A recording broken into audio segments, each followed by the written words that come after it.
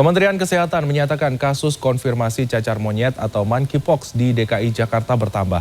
Meski saat ini kasus positif cacar monyet baru ditemukan di Jakarta, Kemenkes mengatakan hanya tinggal menunggu waktu hingga virus tersebut ditemukan di luar ibu kota.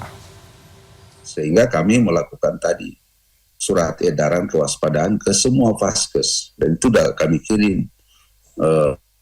Samping tahun lalu kami ulang gitu, dan kami sudah kumpul kembali melalui Vipcon dengan teman-teman di daerah untuk melakukan kewaspadaan dan surveillance. Sampai sejauh ini belum ada laporan dari daerah. Tapi kalau bilang potensi itu, potensi besar sekali. Besar sekali, mungkin tinggal menunggu waktu.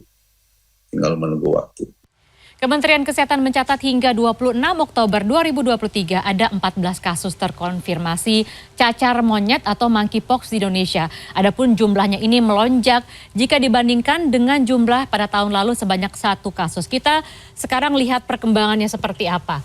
Bahwa memang Kementerian Kesehatan mencatat kasus cacar monyet atau monkeypox yang terkonfirmasi pertama kali ini ditemukan pertama kali pada tahun lalu, yakni pada tanggal 20 Agustus 2022. Dan ini setahun kemudian, yaitu 13 Oktober pada tahun 2023, kasus cacar monyet atau monkeypox kembali dilaporkan dan terus bertambah sampai saat ini hingga terkonfirmasi 14 kasus.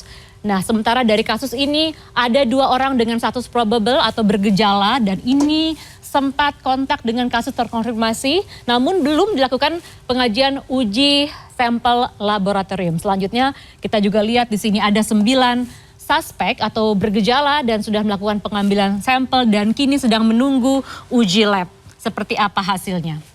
Dan selanjutnya ada kasus 17 kasus yang statusnya discarded atau negatif, dan kalau kita lihat dari perjalanan ini kita lihat bahwa monkeypox kasusnya rata-rata bertambah 2 hingga 3 kasus per hari. Ini yang harus diwaspadai. Selanjutnya kita lihat dari kasus terkonfirmasi ini. Dari status terkonfirmasi ini, data dari Dirjen Pencegahan dan Pengendalian Penyakit Kemenkes, Dr.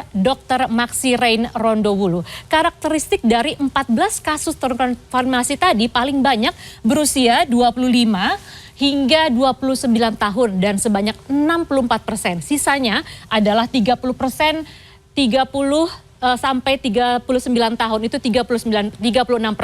Semua pasien yang terkontaminasi ini adalah laki-laki, dan ini tertular melalui perilaku seks beresiko. Jadi 12 dari 14 kasus konfirmasi dilaporkan dari DKI Jakarta dan 2 kasus dari Tangerang. Dan kita lihat bahwa ada 12 kasus diketahui merupakan laki-laki dengan seks sejenis, 1 biseksual dan 1 heteroseksual. Jadi kondisi penyakit penyerta dari 14 pasien itu 12 diantaranya adalah ODHIV atau orang dengan HIV. Dan juga ada pasien dengan penyakit sifilis. Jadi ini yang juga harus patut menjadi perhatian kita.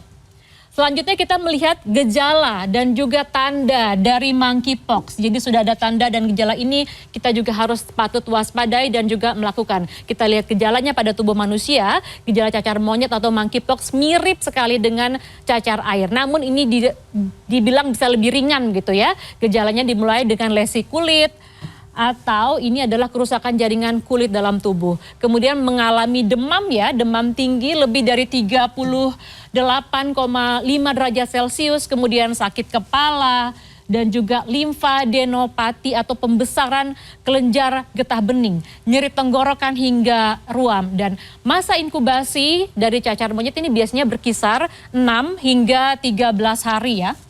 Dan dapat juga ada yang 5 hingga 21 hari. Jadi ini waktu yang kita harus waspadai dari gejala inkubasinya. Selanjutnya, dan ini yang paling penting karena memang kita sudah lihat sudah ada kasusnya 14 terkontaminasi, kita harus tahu pencegahan dari cacar monyet. Ada beberapa tindakan yang dapat dilakukan untuk mencegah infeksi virus cacar monyet atau monkeypox, diantaranya hindari kontak dengan hewan yang dapat menjadi reservoir virus, termasuk hewannya yang sakit atau yang ditemukan mati di daerah di mana cacar monyetnya terjadi. Nah, hindari kontak juga dengan bahan apapun yang sempat bersentuhan dengan hewan yang sakit atau mati tadi seperti tempat tidur yang pernah bersentuhan, kemudian juga hewan yang pernah sakit tadi, pisahkan pasien yang terinfeksi dari orang yang mungkin beresiko terinfeksi. Dan selanjutnya jangan lupa ya, ini adalah pencegahan dini seperti juga kita ketahui pada saat COVID kemarin, lakukan cuci tangan yang baik dan benar adalah yang paling baik kita lakukan setelah kontak dengan hewan atau manusia yang terinfeksi. Jangan lupa juga untuk selalu menggunakan APD. Ini terutama untuk yang merawat pasien begitu ya. Untuk para perawat pasien setelah yang sudah terkonfirmasi positif. Dan yang terakhir ini untuk kita agar selalu memasak daging dengan benar dan matang. Ini sangat penting supaya kita bisa tercegah dan juga mencegah diri dari cacar monyet. Ya, kita sudah lihat tadi ya Freddy ya, banyak sekali hal yang bisa kita lakukan untuk mencegah, dan ini sebenarnya hal yang basic begitu ya. Sebenarnya sederhana tapi harus kita waspadai karena memang yang paling penting itu adalah menjaga pola hidup sehat dan juga bersih. Betul sekali.